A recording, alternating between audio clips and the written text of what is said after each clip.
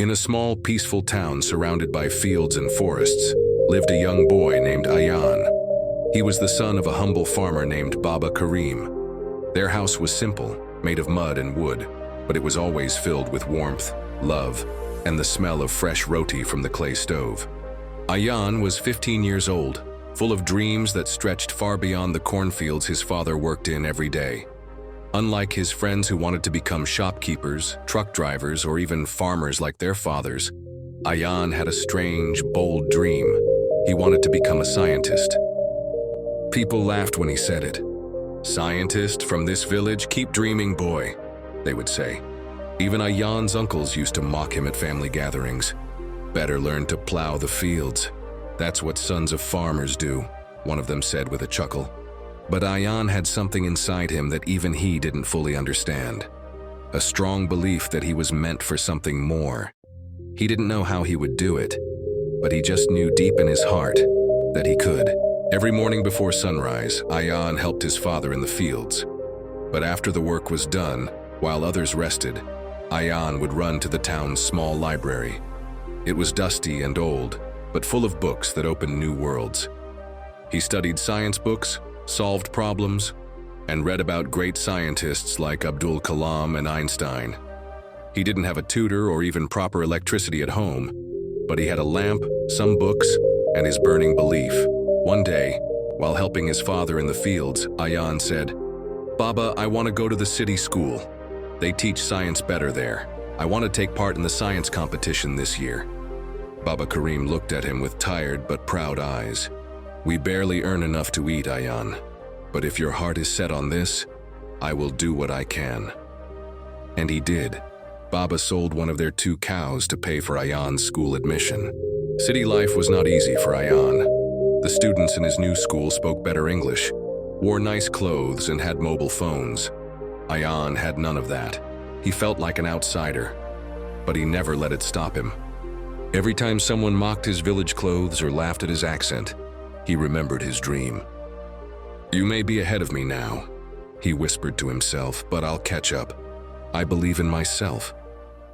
He studied harder than anyone else. He asked questions even when others laughed. He stayed late in the library and skipped lunch to buy extra notebooks. Then came the big science fair. Students from all over the district were competing. Ayaan worked day and night on his project, a model that turned waste into clean energy, using simple parts from his village. 2 days before the competition, a group of students damaged Ayaan's model by accident during practice. It was shattered. Ayaan sat in the corner of the school, tears in his eyes. For the first time, he felt like giving up. "I'm not meant for this," he thought. "They were right, I'm just a farmer's son." But then, he remembered something his father once said, years ago when their crops had failed. "The seed never knows what kind of soil it will land in, but if it believes in its purpose, it will grow, even through rocks." That night, Ayaan didn't sleep. He rebuilt the model from scratch using broken parts and whatever he could find. He was tired, but his belief burned brighter than ever.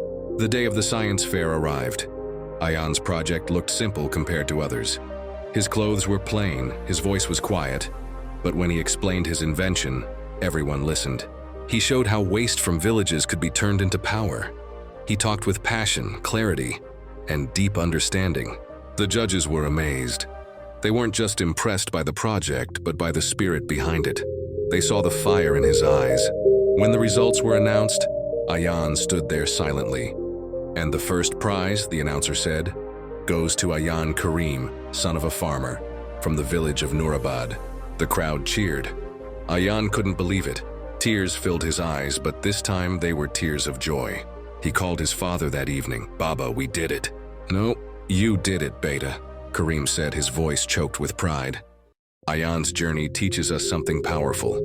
Success does not depend on where you come from, how rich you are, or what others think of you. It depends on what you believe about yourself.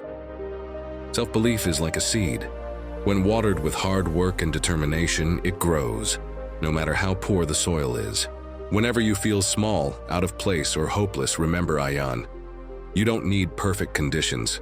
You need a strong reason, a big dream, and unshakable belief in yourself. And that, my friend, is how even the son of a farmer can light up the world.